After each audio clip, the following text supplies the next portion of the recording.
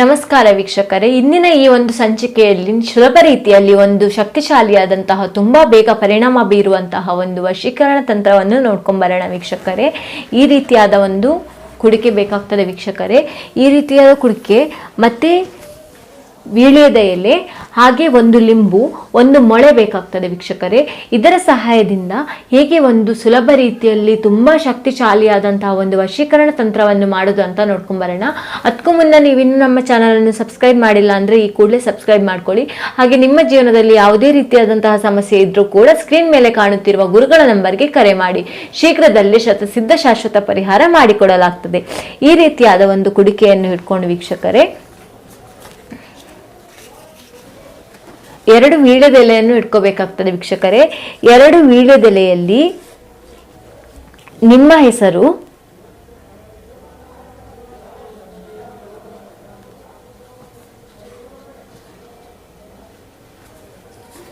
ನೀವು ಯಾರನ್ನು ವಶವನ್ನಾಗಿ ಮಾಡ್ಕೋಬೇಕು ಅಂತ ಅನ್ಕೊಂಡಿರ್ತೀರಿ ಆ ಸ್ತ್ರೀಯ ಅಥವಾ ಪುರುಷನ ಹೆಸರು ಈ ರೀತಿಯಾಗಿ ಬರೆದ ನಂತರ ಇದನ್ನು ಈ ರೀತಿಯಾಗಿ ಇಟ್ಕೋಬೇಕಾಗ್ತದೆ ವೀಕ್ಷಕರೇ.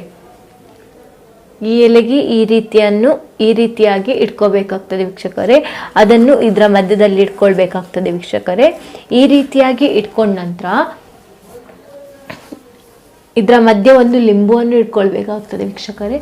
ಈ ರೀತಿಯಾಗಿ ಒಂದು ಲಿಂಬುವನ್ನು ಇಟ್ಕೊಂಡ ನಂತರ ನೀವು ಒಂದು ಮಂತ್ರವನ್ನು ಹೇಳಬೇಕಾಗ್ತದೆ ವೀಕ್ಷಕರೇ. ಓಂ ವಶೀಕರಣಾಯ ಶಕ್ತಿಶಾಲಿ ಯಂತ್ರ ಮಮ ಪ್ರಾಪ್ತಿರಸ್ತು. ಓಂ ವಶೀಕರಣಾಯ ಶಕ್ತಿಶಾಲಿ ಯಂತ್ರ ಮಮ ಪ್ರಾಪ್ತಿರಸ್ತು.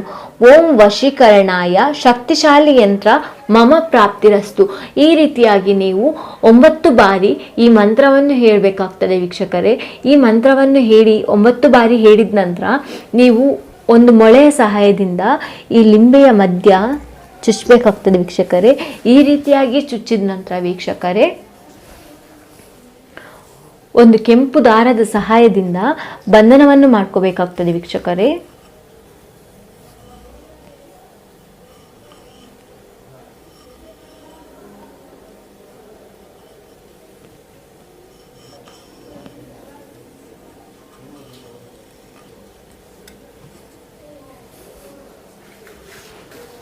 ನೋಡಿ ವೀಕ್ಷಕರೇ, ಈ ರೀತಿಯಾಗಿ ಬಂಧನವನ್ನು ಮಾಡ್ಕೋಬೇಕಾಗ್ತದೆ ವೀಕ್ಷಕರೇ. ಈ ರೀತಿಯಾಗಿ ಬಂಧನವನ್ನು ಮಾಡಿದ ನಂತರ ವೀಕ್ಷಕರೇ ನೀವು ಇದನ್ನು ಹೀಗೆ ತೆಗೆದುಕೊಂಡು ಹೋಗಿ ಮಣ್ಣಿನಲ್ಲಿ ಹೂತಾಕ್ಬೇಕು ವೀಕ್ಷಕರೇ. ಈ ತಂತ್ರವನ್ನು ಮಾಡಬೇಕಾದ್ರೆ ನೀವು ಒಂದು ಮಧ್ಯರಾತ್ರಿಯ ಹೊತ್ತಿನಲ್ಲಿ ಮಾಡ್ಬೋದು ವೀಕ್ಷಕರೇ, ಇಲ್ಲ ಅಂದರೆ ಮಧ್ಯಾಹ್ನದ ಹೊತ್ತಿನಲ್ಲಿ ಮಾಡಬೇಕಾಗ್ತದೆ ವೀಕ್ಷಕರೇ. ಈ ತಂತ್ರವನ್ನು ಮಾಡಬೇಕಿದ್ರೆ ಸಹ ಇದನ್ನು ಮಣ್ಣಿನಲ್ಲಿ ಹೂತಾಕ್ಬೇಕಿದ್ರೆ ಸಹ ಯಾರೂ ನೋಡಬಾರ್ದು ವೀಕ್ಷಕರೇ. ಒಂದು ವೇಳೆ ಯಾರಾದರೂ ನೋಡಿದರೆ ಇದು ಫಲ ಕೊಡಲ್ಲ ವೀಕ್ಷಕರೇ. ಹಾಗಾಗಿ ಯಾರು ನೋಡದ ಸಮಯದಲ್ಲಿ ಮಧ್ಯಾಹ್ನ ಅಥವಾ ಮಧ್ಯರಾತ್ರಿಯ ಹೊತ್ತಿನಲ್ಲಿ ಮಾಡಿದರೆ ತುಂಬ ಒಳ್ಳೆಯದು ವೀಕ್ಷಕರೇ. ನೀವು ಇದನ್ನು ಹೂತಾಕಿದ ನಂತರನೂ ಯಾರು ನೋಡಬಾರ್ದು. ಒಂದು ವೇಳೆ ಹೂತಾಕಿದ ಸ್ಥಳದಲ್ಲಿ ಅದನ್ನು ಯಾರಾದರೂ ಅಗ್ದು ನೋಡಿದ್ರೂ ಇದು ಫಲ ಕೊಡಲ್ಲ ವೀಕ್ಷಕರೇ. ಹಾಗಾಗಿ ಯಾರು ನೋಡದ ಸಮಯದಲ್ಲಿ ಇದನ್ನು ಹೂತಾಕಿ ವೀಕ್ಷಕರೇ.